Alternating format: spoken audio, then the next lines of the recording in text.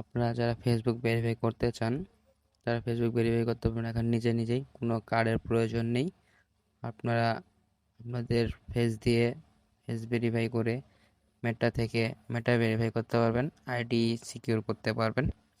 তো চলুন আপনাদের দেখাই কিভাবে ফেস দিয়ে আপনার ফেসবুক অ্যাকাউন্ট ভেরিফাই করবেন। তো প্রথমে ঢুকবেন ফেসবুকে ঢোকার পর নিচে দেখবেন আপনার প্রোফাইল। তো প্রোফাইলে ক্লিক করবেন। প্রোফাইল ক্লিক করার পর উপরে দেখবেন থ্রি ডট লাইনে ক্লিক করবেন। ক্লিক করার পর সেটিংয়ে যাবেন।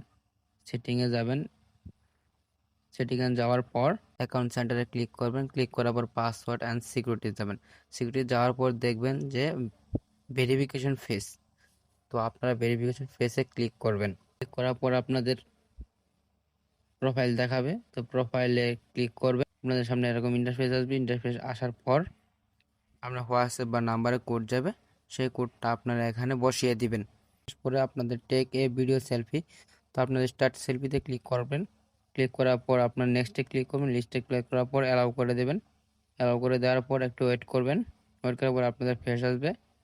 তো আপনাদের ফেসটা ভেরিফাই করে নেবেন সুন্দরভাবে, পারফেক্টভাবে ফেসটা ভেরিফাই করে নেবেন। ফেস নিয়ে নিয়েছে এবং আপলোডিং হচ্ছে।